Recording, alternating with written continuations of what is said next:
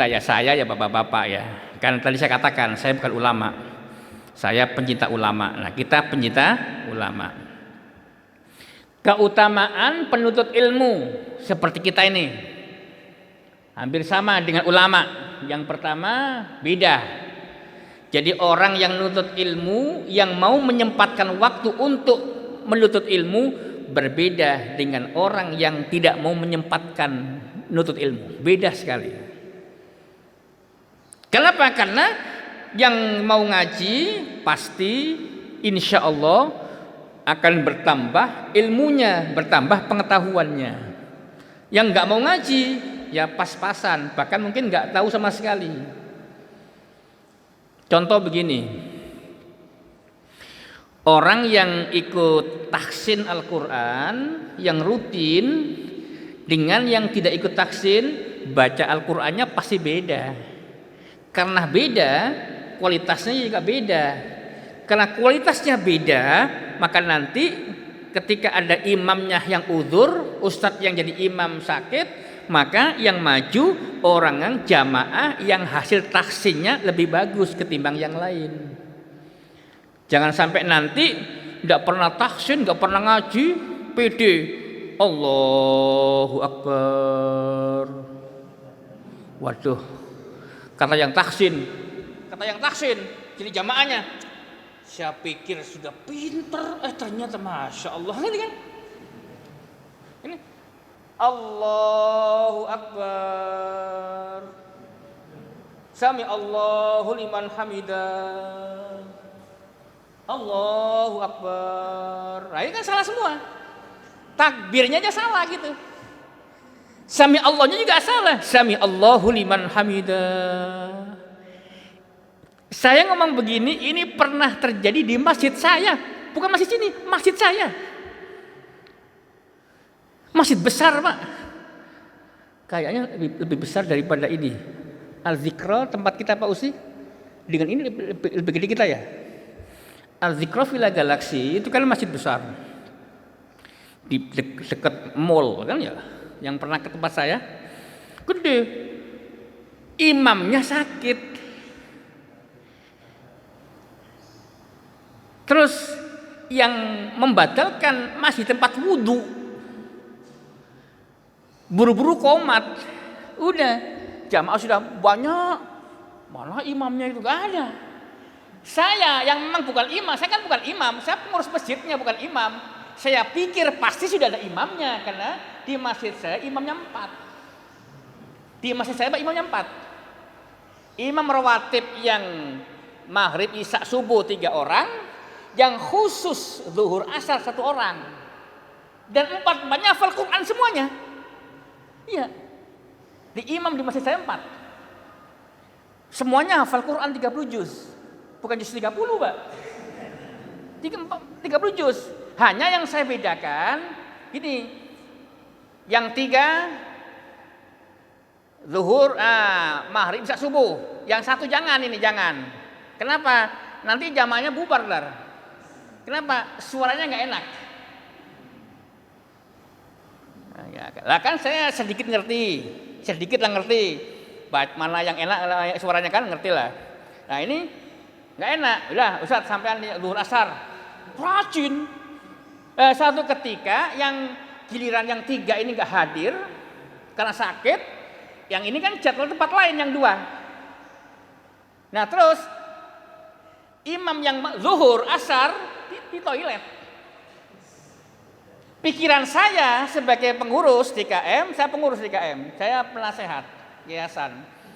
Saya pikir sudah ada imam, saya nggak tahu kalau imam yang ini sakit. Nah pas saya di soft terakhir, Allahu Akbar. Siapa itu? Ngimami pakai, ya nggak apa-apa sih, nggak masalah. Pakai celana panjang, lengan pendek, begitu kan? Perasaan saya nggak punya imam begitu dah.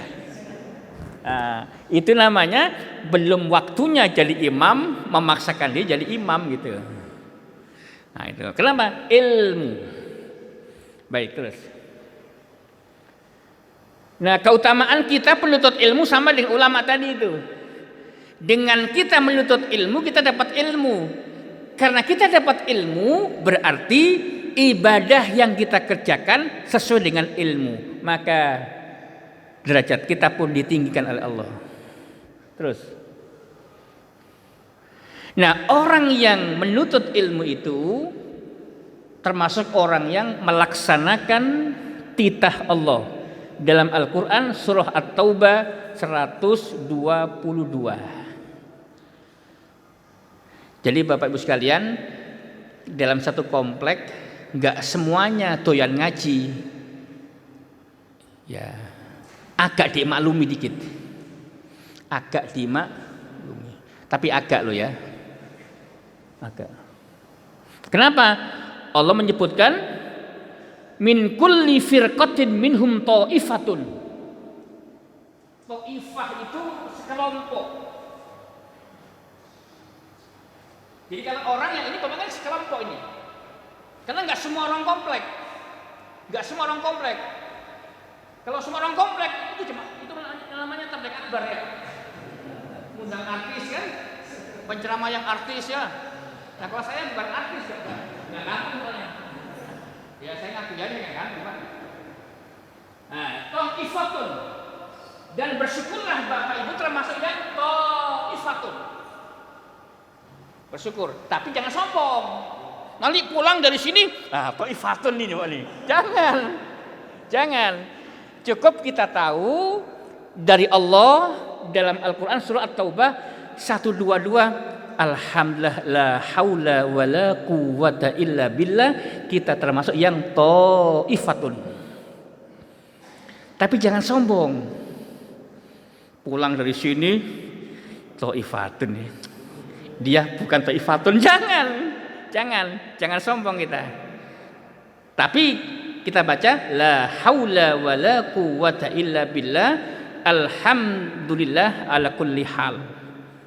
Bersyukur kepada Allah, mudah-mudahan kita bisa istiqomah termasuk ta'ifatun. Gitu Pak. Loh, berat loh Pak. Berat. Kadang-kadang kita punya adik kakak berempat misalnya, bapak ibu punya saudara berempat kandung. Kadang-kadang yang suka ngaji satu, yang tiga enggak. Itu sering seperti itu. Tapi saya punya kenalan. Anaknya 8. 8-8-nya suka ngaji gitu. Di mama papanya dan ke-8 anaknya kalau ngaji rombongan. Nah itu hebat.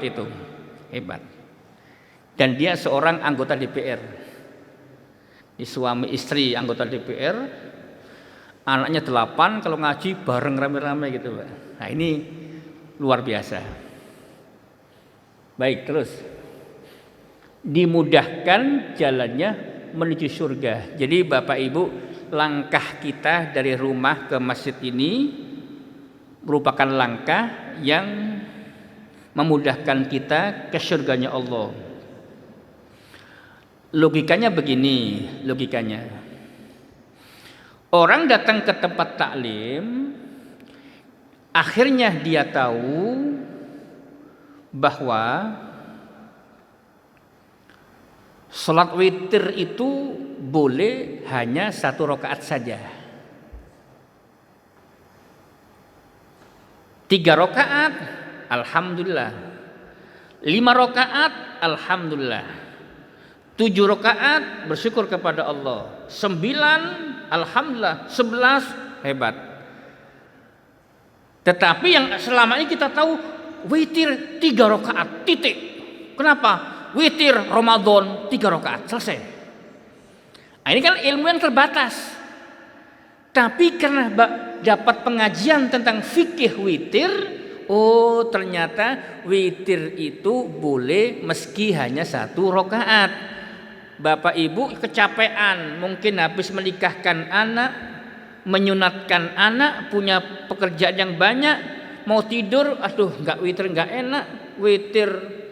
Oh iya, witir kan cuma 1 rakaat. 1 rakaat saja, Allahu Akbar. Sambil ngantuk-ngantuk, 1 rakaat, selesai salam, tidur. Wah itu luar biasa. Meskipun 1 rakaat, kenapa? ada ilmu yang ia ketahui, ada ilmu. Nah, itu akhirnya memudahkan kita ke surga. Apalagi Pak Taufik, karena kita punya ilmu, Bapak Ibu macet di jalan, baik naik motor atau naik mobil atau diangkot, macet sekali, nggak nyampe-nyampe. Kita punya ilmu tentang zikir.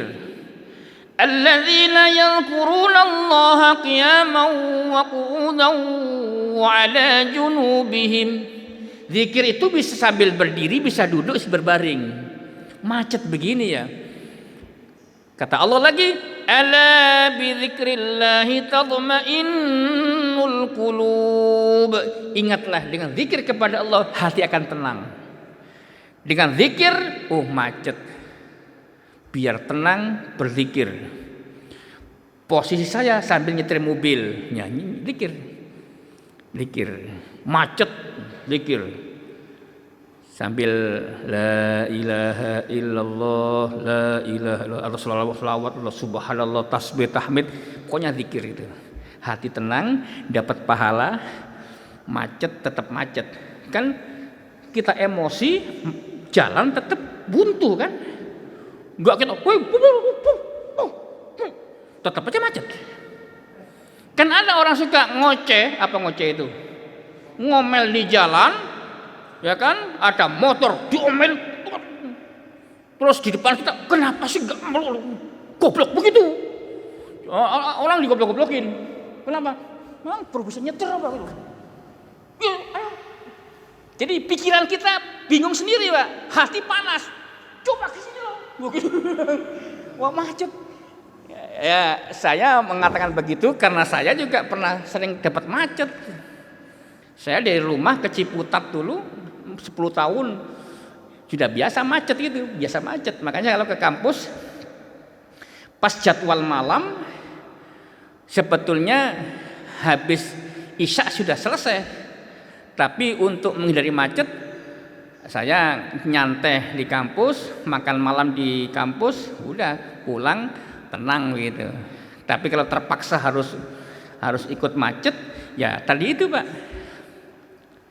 Percuma kan kita mengumpat, kesel, macet kan nggak terurai, tetap aja macet. Sambil berzikir kepada Allah, hati tenang, dapat pahala gitu. Nah ini ilmu. Contoh lagi, ilmu rumah tangga. Saya kira tidak ada di antara kita yang nggak pernah tengkar sama istri. Tidak ada di antara ibu-ibu yang nggak pernah tengkar sama suami ya Bu ya. Yakin pernah tengkar. Hanya skalanya yang beda-beda. Ada yang skalanya besar, sedang, kecil gitu. Nah, kadang-kadang gara-gara masalah sepele, pertengkaran yang sepele menyebabkan perceraian. Padahal sepele sekali, tapi cerai. Cerainya baik-baik. Katanya, padahal cuma sepele. Ada juga masalah berat, tapi bertahan, gitu. Nah ini ilmu tentang rumah tangga. Misal, suami istri pernah ngaji bab rumah tangga. Satu hadis kata Nabi, abghadul halali indallahi at-talaq. Perbuatan halal yang paling dibenci oleh Allah adalah perceraian. Kedua, Nabi mengutuk suami atau istri. Suami tukang mengucapkan kata talak dan istri tukang minta talak. Tahu. Di ilmu yang pertama, perceraian itu halal, tapi dibenci oleh Allah. Ilmu kedua, Allah melaknat suami atau istri. Suami tukang pengucap kata talak, istri ceraikan aku. Wah, itu sama. Karena punya ilmu itu, maka ada masalah lisan kita terjaga. Kenapa? Tidak ingin kita dibenci oleh Allah. Kan gitu ya? Tidak ingin kita mendapat laknat Allah. Akhirnya apa? Menjadi rem, Pak. Menjadi rem. Akhirnya apa? Keselnya suami, istri jengkelin, kesel. Ya sama, Ustadz juga pernah jenggel suami sama istri sama Bu, sama-sama. Kalau saya dijenggel istri, gampang. Apa? Ngopi sama orang-orang. Nah itu. Lah daripada istri kita 10 ucap, kita baru 1 dia 10. Kita 2 dia 100. Ah, kita ngelayap aja dah, ngelayap. Apa ngelayapnya? Ngelayap dengan niat supaya istri tenang. Kedua, pertengkaran tidak terjadi. Sehingga saya pakai ngopi di depan santri. Santri nggak tahu Ustadz Taufik habis tengkar sama istri, nggak tahu dia kenapa. Oh kan ngopi aja deh. Pulang istri sudah pulas tidur. Karena pulesnya saya tidur, saya belum tidur, saya dirangkul begini. Ah, mulai ya. Nah, atau sebaliknya Bu, suami marah-marah.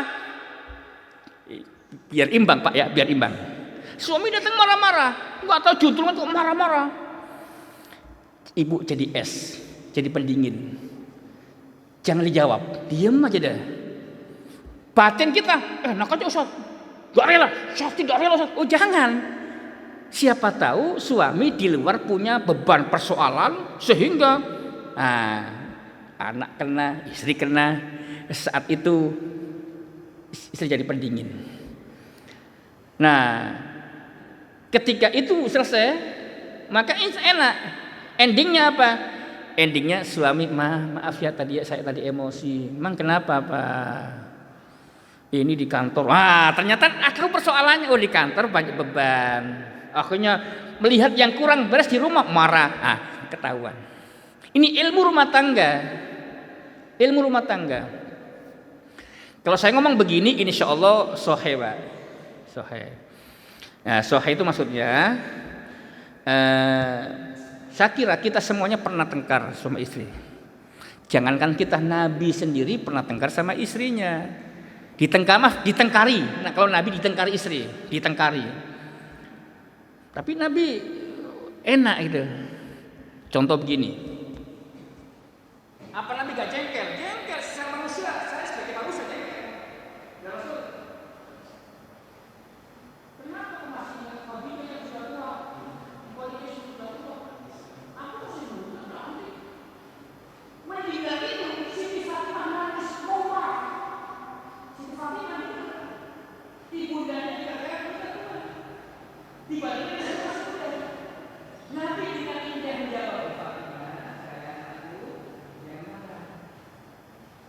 Gampang jawabnya, gampang kan? Bagaimana Pak? Jawabnya Pak. Gini sayang. Yang masih untungan ibumu, mamamu janda, dapat aku bujangan. Sementara Aisyah perawan dapat duda, gitu aja. Selesai Pak. Akhirnya Siti Fatimah terobati dengan ucapan papanya. Siti Aisyah diam, nggak berani ngomong lagi, gitu kan? Itu Pak. Artinya Nabi pernah memanage konflik dalam tanda kutip menjadi indah. Kenapa Nabi sangat mencintai Siti Khadijah? Saat itu ada Siti Fatimah putri beliau yang secara psikis kan pasti kena. Mamanya direndahkan. Tapi Nabi dengan indah berkata, Ananda Fatimah, jangan marah sama ibumu ya. Aisyah itu ibundamu juga. Bilang aja begini, meskipun begitu mamaku beruntung. Mamaku janda 2 kali, dapat bujangan perjaka. Engkau perawan dapat duda, gitu kan itu. Nah itu Pak. Itu kan luar biasa. Luar biasa. Nah, ini namanya ilmu tentang rumah tangga. Tapi kalau yang ngomong Ustaz Taufik pernah bercerai, itu jangan aja percaya itu. Saya kan nggak pernah bercerai, insya Allah nggak. Nah, itu enaknya jadi Ustadz menjelaskan rumah tangga nggak pernah bercerai. Enak begitu. Umpama saya pernah bercerai, Pak Faik dengar perceraian Dokter Taufik dengan istrinya. Pak Faik buka, bener nggak cerai? Oh iya. Gara-garanya apa? gara-garanya Pak Taufik jarang di rumah. Istrinya menggugat di pengadilan agama Kota Bekasi. Lah, saya ceramah di sini abghadul halal, kata Pak Faik, halah cerai macam-macam gitu kan. Makanya saya di Galaksi itu ibu-ibu senang sama saya. Kenapa? Karena Ustaz Taufik gitu. Cukup satu aja, Pak. Gitu. Baik. Ini enggak kelamaan, Pak. Kalau saya agak hari ini agak luang. Karena di Grand Wisata libur tadi, Pak. Di Grand Wis meliburkan. Makanya saya malam saya tanya, Pak, libur enggak di Taman Asr? Enggak. Tak pikir libur kayak di Grand Wis. Baik terus. Nah, sama didoakan kebaikan oleh Nabi. Jadi Pak, penuntut ilmu saya, bapak-bapak dan saya penuntut ilmu di hadapan guru saya, bapak-bapak penuntut ilmu di hadapan saya, didoakan Nabi. Jadi yang mendoakan Rasulullah. Apa doa Nabi? Semoga Allah memperindah orang yang mendengar hadis dariku lalu menghafal dan menyampaikannya kepada orang lain. Berapa banyak orang menyampaikan ilmu kepada orang yang lebih berilmu, dan berapa banyak pembawa ilmu yang tidak berilmu. Nah, karena tadi saya baca banyak hadis, maka termasuk Bapak Ibu mendapatkan cipratan atau barokah doa Rasulullah. Terus pernyataan Nabi sebagai umat yang paling utama. Inna afdalakum man ta'allamal Qur'an wa 'allamah. Bahwasanya orang yang paling afdol, yang terbaik orang yang belajar dan mengajarkan Al-Qur'an. Kalau Ustadz Haji Mulyana, Ustadz Haji Supriyadi, beliau mengajarkan kita cara baca Al-Quran yang baik, yang benar. Dan beliau termasuk orang yang terbaik dan yang belajar terbaik.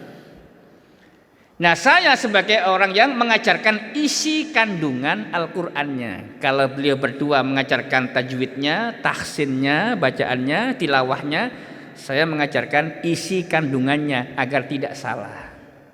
Itu agar menafsirkan ayat tidak salah. Nah, kita berdua ini dua orang yang terbaik di sisi Allah Subhanahu wa taala. Menurut siapa? Menurut Nabi, bukan orang lain, gitu. Kenapa yang bilang Nabi? Inna afdalakum man ta'allama al-Qur'an wa 'allama. Lanjut.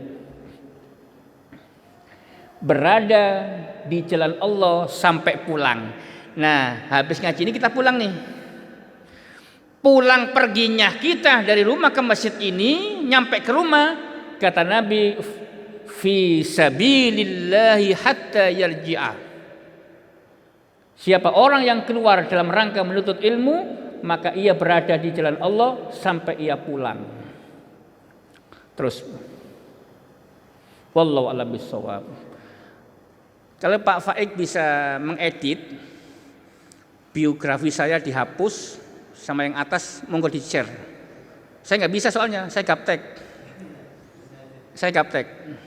Yang kalau bisa Pak silakan tadi Bapak Ibu nggak usah nyatet, nanti bisa di share Pak Faik. Tapi tolong biografi saya jangan ditampakkan.